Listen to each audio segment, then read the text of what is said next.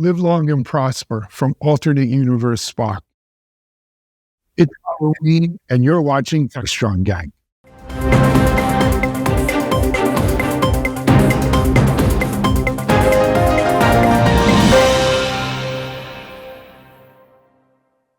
Hello, everyone. As I said, live long and prosper. It's Alan Schimmel as alternate universe Spock, and happy Halloween here from the Techstrong gang. We have a lot to go over today. We've got some AI stories, some GitHub news, as well as Russia circumventing sanctions. We're going to talk about all this and more, but before we do, a little bit of housekeeping. I made some remarks yesterday about my New York Yankees. I said they were out of the World Series. They came back and they won last night. Now, we have a few wild-eyed optimists here on our gang who think the Yankees still have a chance. Primarily San Francisco Giant boy out there, big boy, and our favorite Halloween character, Freddy, or whoever he is behind that mask. Let me just say this now as Spock.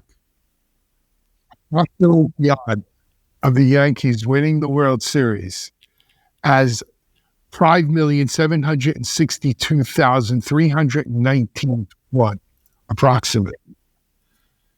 It's not happening. But I'm saying, hope springs eternal. Jared Cole pitches tonight. We win. We go back to LA for game 6, and anything can happen. There you go. So I'm going to take off my Yankee hat now. Let me introduce you to our gang. First of all, as I mentioned, San Francisco Giants big boy there in the outfield. It's our own John Swartz with his little bobblehead to boot. This is John, Lucille. Hi, hey everybody. This is Lucille. He's the mascot of the Giants. And when you say optimist and Giants fan, that's a contradiction. So anyway, there is a pulse in the Bronx. It is getting stronger. I feel game 6. All right. Joining us from the set of his latest movie, Halloween 46. He's our Chief Content Officer, Mike Vizard. Hey, Mike, how are you? I'm good. Let me explain this. Go ahead. So there is an anime series called Bleach that's been going on for about 20 years now, and they have a set of characters in there who are, shall we say, rogue, and nobody knows exactly where their allegiances lie, but they're called Vizards, and this is their mask. So there you go. Oh, so that's the Vizard. There you go. Wow. There's a method. So excellent. Check out Bleach sometime. It's always Bleach. The things you learn on Techstrong. It will always suck up about 50, 60 hours of your life watching anime, but it's what it is. What else you got to do? Okay, representing the adults in the room today is our Futurum analyst, Camberley Bates. Camberley, I'm not sure what more to say, but why don't you say it? Well, I do have a little guy that I have in the office, so maybe that's it's not even, he's not, right. Yeah, this is my worry ball, so when I'm on whatever, but yeah, so. And that his face is there because he's worried about the Yankees. So, sorry. We're all worried about the Yankees. We're all working. But thank you for joining and adding a touch of class to today's gang. Yeah. And then finally, from somewhere, added Tatooine. He might be the last of the Jedi. Or he came down over to the dark side, like Spock here. It's our CTO and Futurum analyst, DevOps, Mitch Ashley. Hey, Mitchell, how are you? Very good. Actually, I died in The Phantom Menace, but Qui-Gon Jinn. So I do have the hair for it now, too. I see you have Qui-Gon Jinn here. Yeah, very cool. So the ability to speak does not mean you are intelligent, my young Padawan. All right.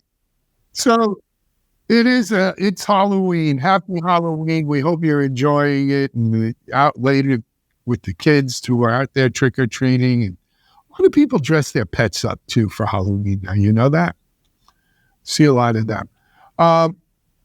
Unfortunately, in our neighborhood, we don't have a lot of kids. I bought 5 pounds of candy. My wife told me I'm crazy. It was at Costco. But anyway, let's jump into what we're talking about today, gang. Our first block, AI changes the work equation. This is coming out of a couple of Techstrong AI articles. Mike, why don't you take us out here? Yeah, this week, LinkedIn launched an AI agent that helps recruiters. And it basically sorts through all the resumes that people are sending in to help identify who's a better job candidate. And of course, the folks at Upwork have a similar thing going on where they're building out AI agents for both freelancers and for the people who hire those freelancers. And it's an interesting thing because what they're both saying is that it's not so much that AI will replace the need for people as much as it is it's going to just change the pace at which we all work. And it's going to be significantly faster. Projects are going to take less time. We're going to have more productivity. And I guess the scary part of this whole thing is, well, A, do you trust an AI to be the recruiter because the existing systems haven't been doing a great job? But B, are we prepared for that level of change in the way we work? And the pace is going to be so much faster. Projects are going to be shorter and completed sooner, and the cognitive load is going to be a lot higher. So I'll throw that to Alan because I know you're always Mr. Good News when it comes to AI, but I guess culturally, are we ready? Well, whether we're ready or not, it's coming. But here is the good news.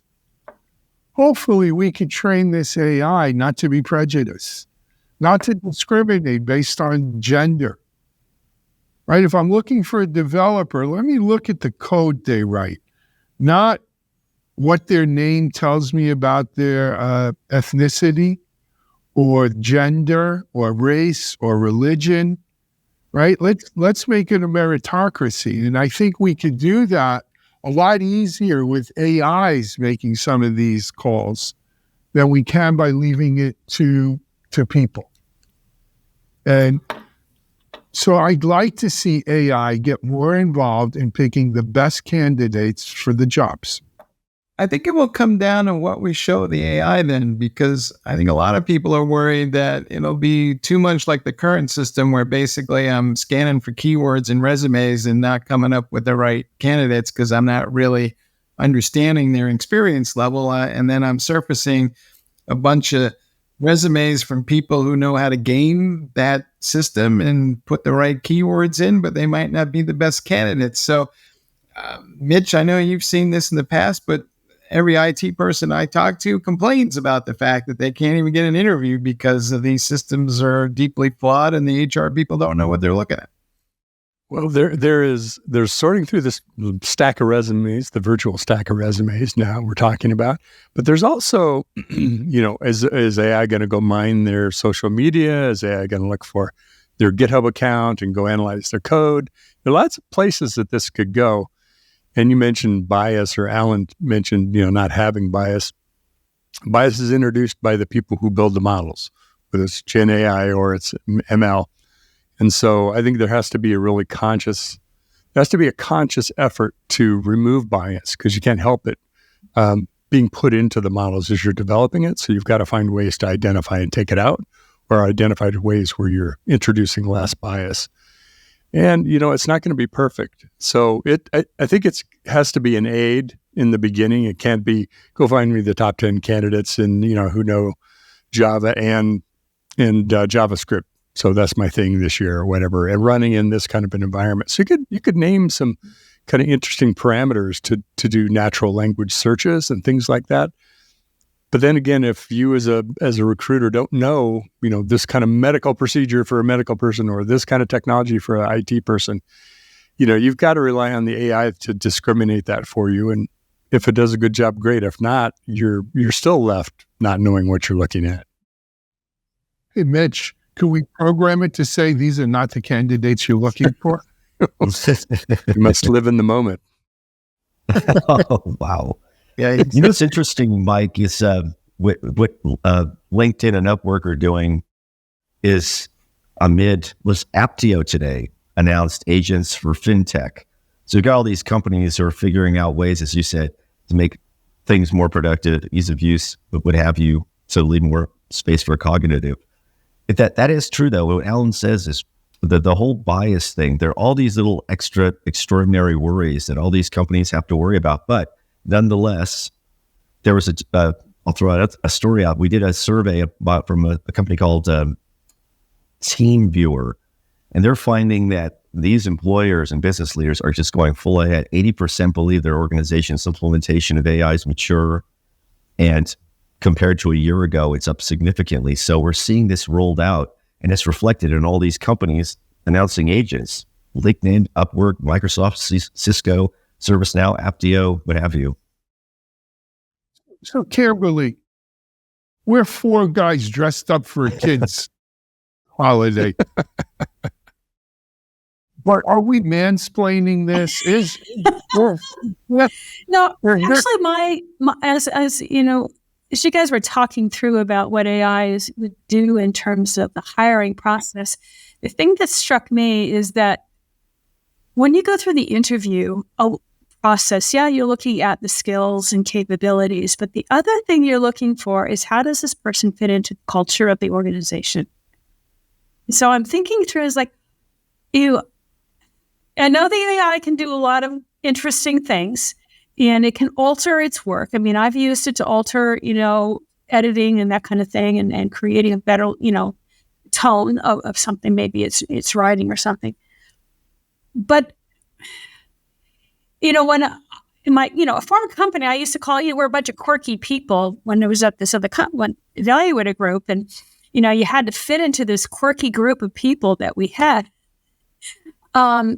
And, this, it's not that we're that crazy or anything. It's just that, and the same thing goes with Futurum. If the Futurum organization, you have to demonstrate your ability to deal with change, because it's going to happen every day or every week, and to go with the flow. So but when you're streaming through the resumes and that kind of stuff, you're not necessarily going to see that. But you have to have that person-to-person kind of experience, I think, to ascertain that when you go through the interview process. So there's both sides to this kind of equation that's going on, unless all you're looking for is somebody to program. Mm-hmm. I wonder how many people are really dependent upon HR for finding them candidates and surfacing. I think we post jobs, but most of us go looking for somebody. And we're not necessarily always going to rely on AI to do that. Some of us are constantly recruiting, and we always kind of have somebody in mind, but I'm not sure that all the things that we think about for who we want to go hire can be put in an AI agent. But it seems to me, maybe this will do some of the scut work for the HR manager and sending out emails telling people, thank you very much, I got your resume and your input was valuable to us, and we'll get back to you in 5 years. But other than that, I kind of look at it sometimes and I go, is this an instance where maybe the AI is not all that helpful?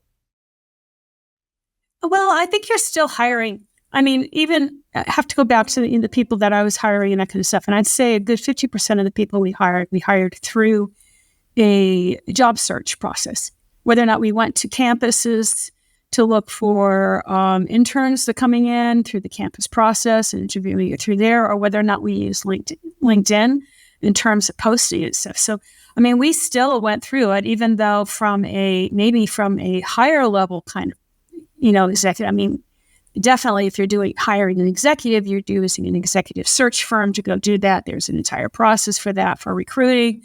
And so maybe it's the mid-levels, but yes, we do hire people we know. And we keep our tabs on those people to say, I want you to come with me. I've got my group of people I want to go do this project with here, instant group. But we're still looking for the others, to fill the other positions. Yeah, there's so many, you can see it, how it would work itself into AI, into the communications process, writing emails, using templates, maybe customizing them. Some of the workflow part of it, like I want to hire this kind of person, but I don't want to go searching on Indeed and everywhere else to find job descriptions that I'll pull from.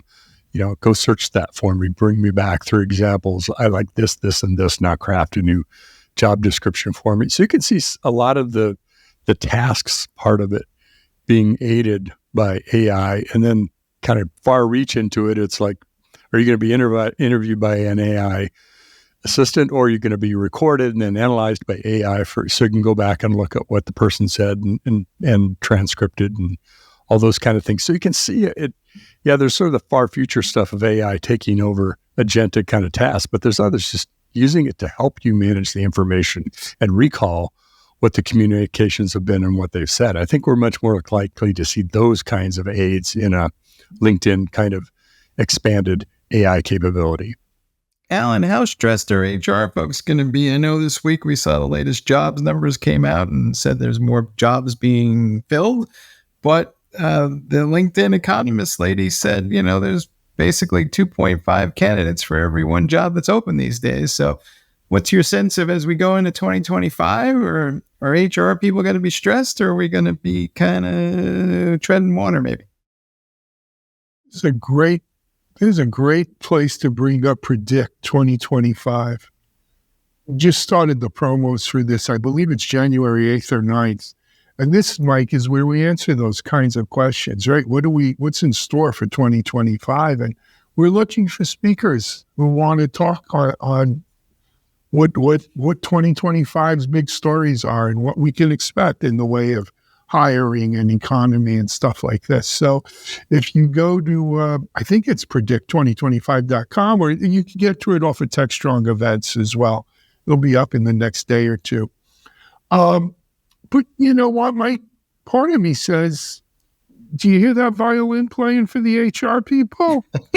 Man. They got jobs at least. Mm-hmm. Still 2.5 people for every job out there. That means there's people out of work. I think that number is significantly higher out here in Silicon Valley. I mean, I have friends who've been looking for they've been looking for more than a year for jobs. And Silicon Valley got hit very hard at this. Yeah, it's proportionally there are more people looking for work out here. And I really hope, my sincere hope is that that there is no bias. Of course there will be in these models, but what's particularly alarming to me is I was talking to a friend of mine who worked at Apple for 20 years. She actually was handler of Steve Jobs for a while. She can't get a job. And I said to her, what can I do to help you? And she goes, well, what you could do is you could erase 20 years from my age, and that'll help me. So, I mean, I really sincerely hope. Too, right? It doesn't apply to me. I'm still in the prime, but it's real. Yes, right? It is. That's that. You so you're 30 years younger in the alternate universe. Is that where you're going with that? Thanks there, Kiwasabi. Well, there's a flip coin to this, and that is, what about the person looking for a job and the AI tools that will become available or are available to them, right? And it also gives maybe those skilled at leverage, just like people who are better at search can find things, maybe people are more skilled at knowing the system, know how AI works, and getting those tools to work in your favor has a competitive advantage in finding that job. And that might actually be a good skill that you're recruiting for. I want somebody who, stands above in their AI skills. Hey, there was a subtle message in the LinkedIn thing though, and you had to read into it a little bit, because they were saying, initially it was going to help HR managers, and then the verbiage changed to hiring managers. And so a lot of folks will just maybe look at this little tool that LinkedIn has and go, oh, maybe I don't need an HR person to go find these people. Now I got a little AI agent to handle it. Shadow HR. I'm just afraid it's going to winnow the candidates down until you do the face-to-face. And based on the face-to-face, I think the little bias creeps in again. I'm not just being a cynic about it, but I think that's part of the frustration or the end result for the people who've been looking for so long, who are overqualified, but probably in the eyes of the company, probably come with a steep salary. I think, frankly, LinkedIn is missing the point. It's the people applying for a job that need an AI agent to help them sort through all the crap that helps them get to that interview. And I think, the proverbial cart is in front of the horse here. And they should have solved that problem first before they figured out how to make it, easier for the HR manager to deal with all the resumes. Well, the HR managers are usually the people that are paying. They're paying people. Follow the money. Yeah, to follow the money. They're monetizing this. This is an opportunity. Yeah. Sorry. But look, just like in so many other verticals and situations, AI is going to have an impact here. AI is going to make itself felt. And I think, we'll keep an eye on this going forward, and how, just think about the whole recruitment industry, not just executive search, but recruiters in general, and what effect this could have on disrupting that, right? It can be highly, highly disruptive. Let's take a break here on Techstrong, gang, though, and let's come back and talk about GitHub eliminating the need to know programming languages to build apps. I've been preaching this for a while. You're watching Techstrong, gang.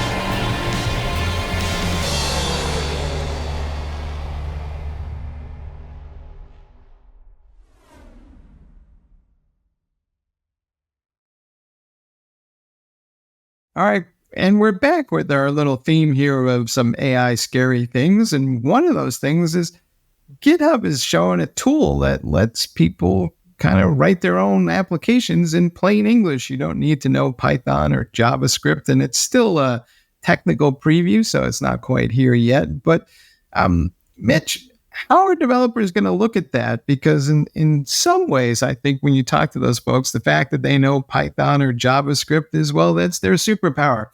And now if everybody has superpower, it's kind of like waking up one morning if you're Superman and everybody has X-ray vision. So how do you kind of see this all playing out in terms of what is the definition of a developer? Because GitHub is now saying there'll be billions of developers. Well, I do agree with that the lines definitely blur. There will be folks who are super technical and really, understand the underlying technology and can work magic that way. And there will be more folks, citizen developers, lower skilled people who are not developers, right? But lower skilled developers as well. We're at the beginning stages of this. So for an experienced developer to use a tool like natural language to write code for them, it's got to save them time or do a better job or whatever, help them in some way. Otherwise, they'll keep doing what they're doing until that catches up, and now it's an added benefit. Again, I think it's kind of back to our last discussion around the people who understand how to leverage AI to help them do their work, whether they're in a technical job or not, have a leg up. That's part of your superpower, is helping AI and then transforming or adjusting and changing, rolling with the changes that happen.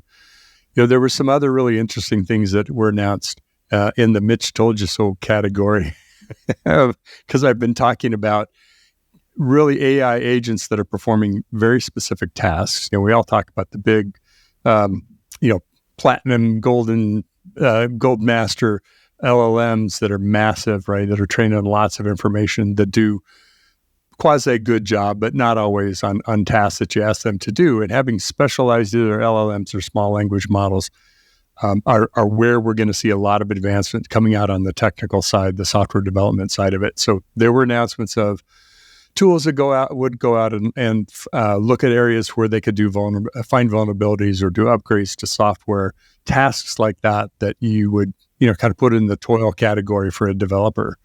And I think we'll see a lot more of that. And I think the same is true for writing code.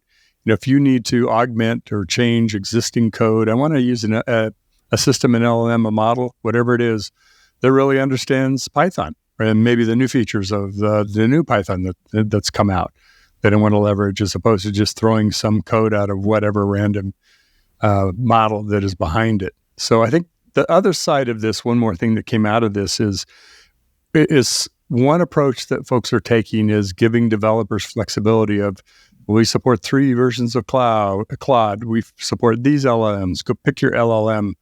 And a lot of that, of course, takes experimentation, which is probably where we saw some of that hit the door metrics talked about as a really improving developer productivity. Well, not if you're kind of figuring out how to use it still.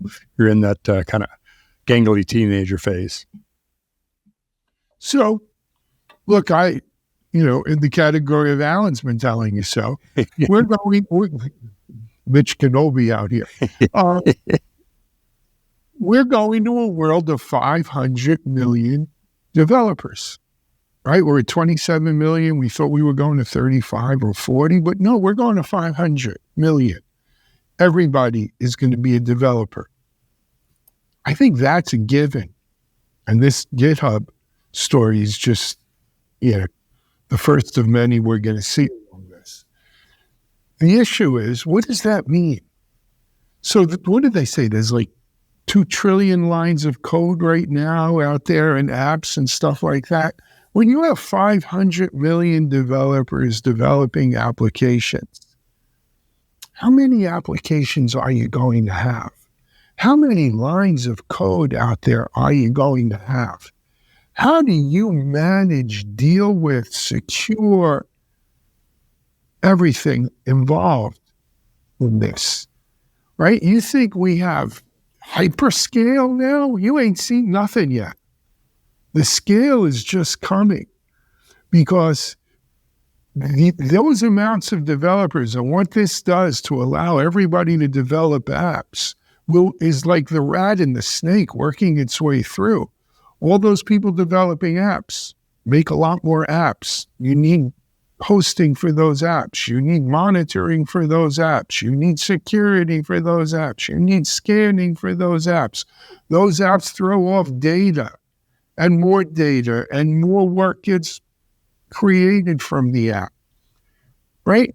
That is this is going to be a huge boon to the IT industry, to the DevOps world, to SREs and platform engineering, and to the hardware. What does it mean for our hardware? So I'd like to take it to another place, Alan. And this is going to be, and if you guys think I'm so far off, you just kind of like write me off here. Are we talking the printing press here?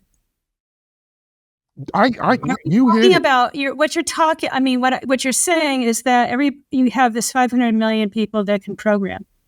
Well, at that point in time, we had very few people that really could read and write. And what we enabled them, whether it was the printing press or other things that happened there through education, we enabled them to read and write. And now we have, if you can't read and write appropriately, you're now considered really behind, whereas before it was you were really advanced. And so we've given now these tools to this place to do this. Yep. And you're dead on. And you're raising the issue of security and everything else like that, but the tools also can start to take care of that. And it'd be curious to go back to some of the people that are, the historians of that age and say, how did they feel? Were there people that back then they were talking about this is going to be the destruction of the world because you're communicating now broadly. Well, the church, the church did, right? Because who wrote back then? Monks, right? Monks did all the writing. They wrote, scripts and so forth. Unfortunately, most people didn't read either, and you had the church preaching in Latin and.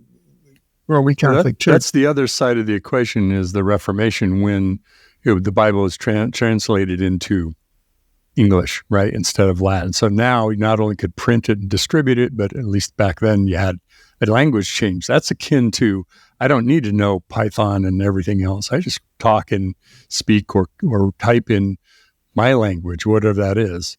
And now that's a big part of what this whole enabling that many people to be developers, if you will. Too. I also think about what Camberley was talking about was what this means for small or mid-sized business who are on the outside looking in, thinking we don't have the resources, we don't have the manpower, we don't have the intellectual power to do this. Now that in a sense it kind of broadens the market for them, or at least gives them an opportunity. And of course there are going to be security issues, but that will be addressed. But I also think about the implications broadly for the economy. Us peasants can now program. Well, here in Camberley, though, to Alan's point, Is all of this going to be managed by AI agents, or how do you see the role of IT folks in this equation when we talk about that flywheel effect that he was describing, where there are all these tasks and data that need to be analyzed, but by who or by what? Well, I was thinking of two different strains when you guys were talking about this. One was this, piece of the everybody reading and writing and now being developers as a core element of your skill base. And maybe that becomes core for, classes, right? You have mathematics, now you have a developer class. The other one was this issue that I was having with Randy Kearns yesterday, and we were talking about the problem of the skills within, it still is a skill problem within IT. And that skill problem is I can hire people, can do basic stuff because I'm giving them a lot of AI ops skills, I'm streamlining the process and everything else. But when it comes to a architect and design, that's a problem. And, one of the companies I've worked with is Sios, and they talk about how these companies will bring in something design, this incredible coverability that they have in terms of application, high availability, failover, and everything else. It's all designed. It works really well, and it does its thing. But then somebody issues a new patch, and it has a trickle-down effect. Something goes haywire, and they don't have the staff. The company doesn't have the staff to figure out what the problem is. So they have to go back out and hire or get that person in that they had to design this. So it is a problem. There is a skill problem here. And it doesn't do away with having to have the higher skills or having to have the plumber come in and fix your plumbing because you don't know how to, sweat a pipe anymore. My husband does, okay? But, the kids nowadays probably don't. I don't necessarily don't have to do it. So those kind of things, I think those skills, those heavy skills, we're going to be very specialized with them. And we have to have those resources within every company. And, maybe it's a great place for a bar to be, to bring those skill bases into the companies that they bring it into. Well, change happens in two ways, right? One is if something's introduced and we figure out how to do what we're currently doing better, faster. Similar process, we may change a little bit how we work, but it's fundamentally kind of the same thing, but now just in a different method, different tool. There's also change that radically, you don't do it that way anymore. You can think about when the cloud was introduced, we said, well, it's just like another data center. Let's move everything up there and we'll just host it in the cloud, right? And now we think about applications much differently, about how we design them and distribute them, et cetera. The same thing is true and going to be true with AI. There is, if you think about the DevOps world, is all of the things we do, writing code, testing code, securing code, delivering it, pushing it through the pipeline, managing source code. As the volume of all that goes up, the other areas have to lift up too, to catch up to stay with the volume of our ability to produce code. But is there a day where we say, I don't really worry about that anymore because when I want to change, I just say, make a change to this, and it changes the code and it doesn't have to be tested, or it knows how to test it well enough, or knows when it needs to be tested beyond what the AI testing algorithms, et cetera, do. I'm not saying it's sentient. I'm just saying it's good enough as a system to know how far to be able to make some levels of change, maybe some pretty significant ones. What's the Iron Man, the Jarvis that's in his suit? Jarvis stands for just a rather intelligent system or something like that. Just a rather very intelligent system, right? So it's just intelligent enough to know, well, what kind of changes it can make. And so that's a paradigm shift now where I don't need to update, test, secure code, and create a brand new version of it to do what I wanted to do that does all the same things plus what I wanted now. That's I think step 2, 3, and 4. Way down the road, for sure. Yeah. I mean, but I don't know how way down it is. It'll be, I think, sooner than later, but it certainly is additional steps. Guys, let's take a break here. We're going to come back and discuss block 3 today, which is can we get sanctions that work against some of these rogue nations? You're watching Techstrong, gang. SecurityBoulevard.com is the leading resource for news, analysis, and education on challenges facing the cybersecurity industry. SecurityBoulevard.com covers all aspects of cybersecurity, including data security, DevSecOps, cloud security, application security, network security, security threats, and more. SecurityBoulevard.com has the largest selection of security content, featuring breaking news, blog posts, podcasts, and more. Visit www.securityboulevard.com to learn more. SecurityBoulevard.com, home of Security Bloggers Network.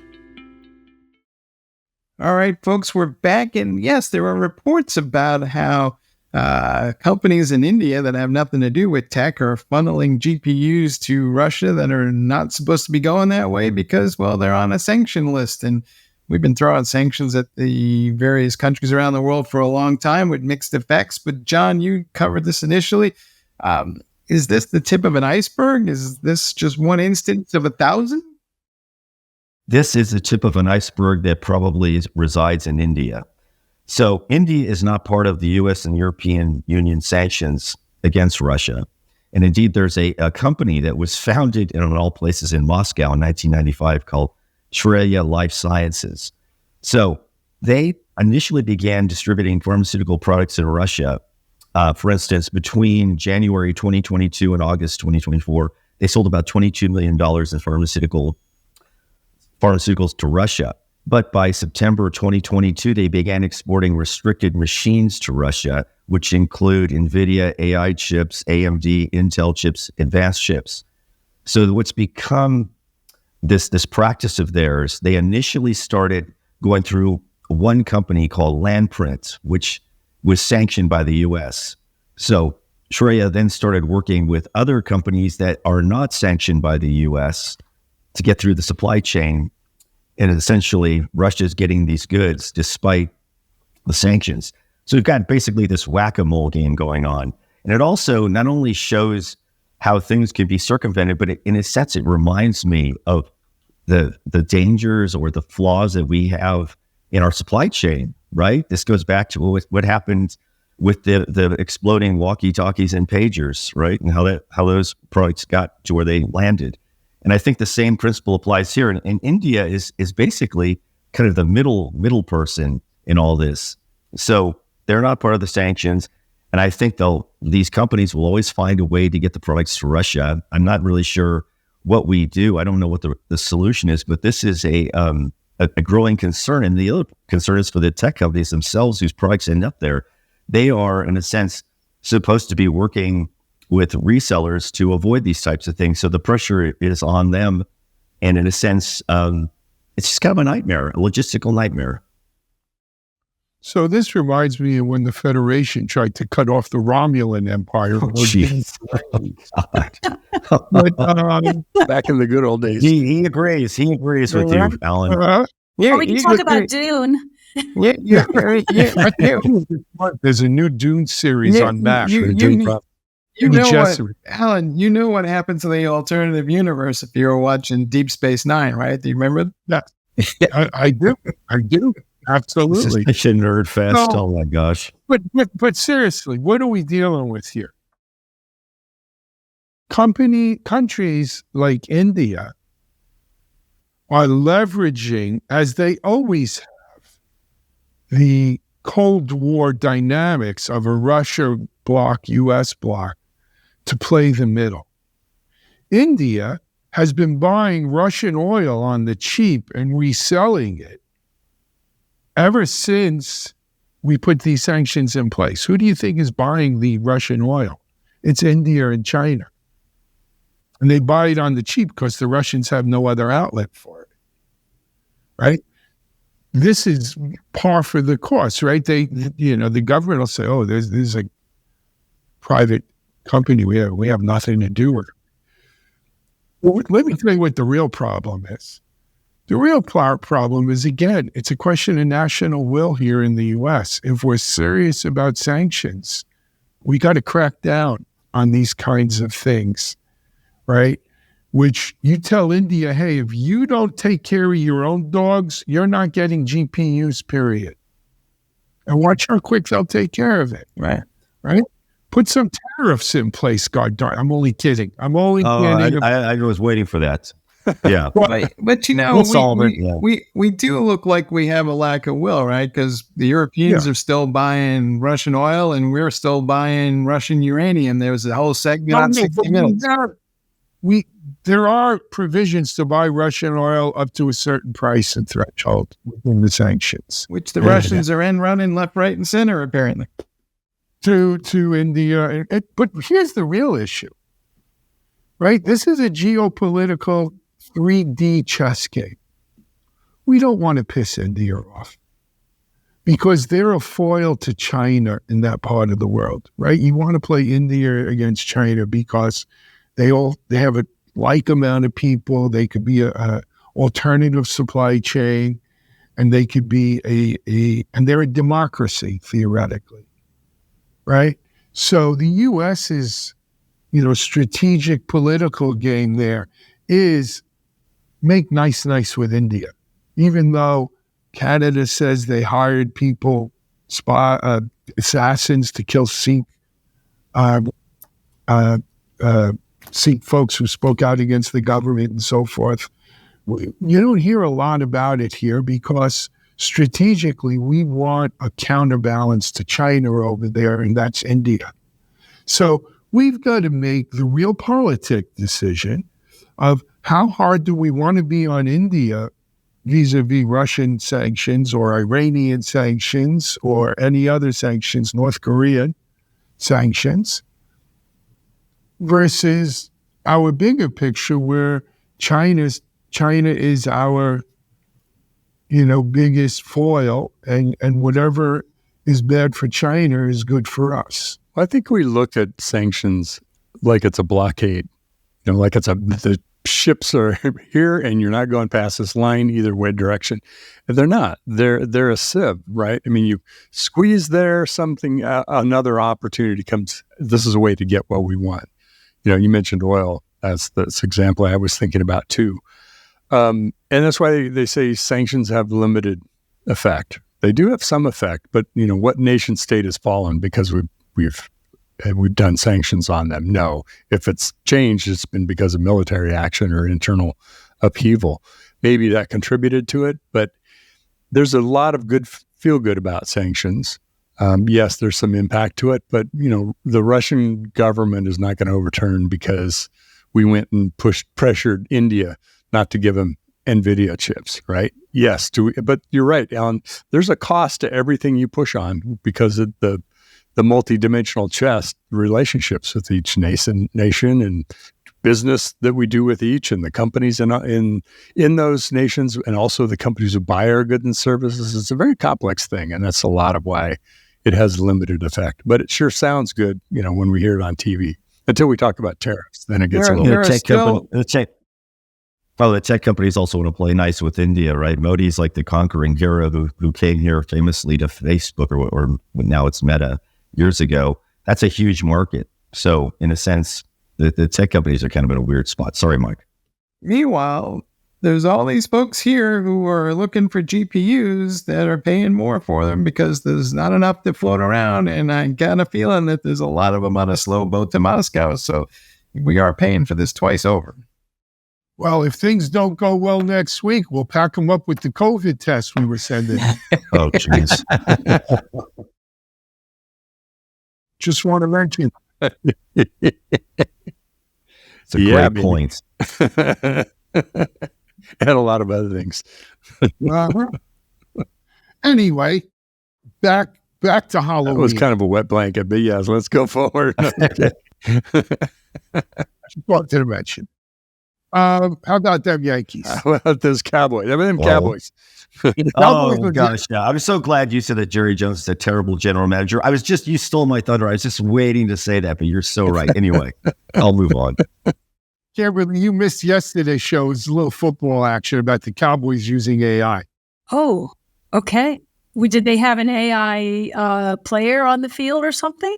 What did they No, do? They need just- one. They need several. Yes. But I wouldn't know. swear. Let me set the record straight. It was a sports debate masqueraded as a conversation about the Cowboys using AI. That's what yesterday. That's exactly. Mitch is absolutely correct, but and it seems to me that the Cowboys are just saying that they want to use AI. They're not actually doing anything. But I don't know. We'll see. No, they're thinking about how they can monetize it and gouge the customers as much as possible. But that's the Jerry Jones way. Sorry, I'll move on. So as long as we're talking funny things, I wanted to kind of express a couple things that I did this week with the lab team that was, and Russ had cracked a joke about saying that if you're using NVIDIA's Dolly Loader and the latest Meta LLM, are you now Dalai Lama? That's pretty cool. That's So good. that was an original joke by him. So I decided, I asked him, I said, did you get that from? No, you didn't get that from ChatGPT. So I decided to go to ChatGPT to see if I could get ChatGPT to give me a joke. Their first, I said, can you give me an AI joke? Their first one was so lame. It was so bad. It was like, really? So I gave him Russ's joke and I said, hey, this is an AI joke. And he goes, okay. So they send one back to me and I'll close with this. Why did the neural network go to therapy? It had too many layers of unresolved issues. Wow. I thought it was its mother. You did hear our discussion yesterday. Well, here you go. I think Another tip for AI. I think we're Well, going to have to have a whole session on AI jokes. I think I'm going to write that book with the ChatGPT and Llama. So you can do it. That's it. The Dalai Lama. Dalai Lama. About metaphysics.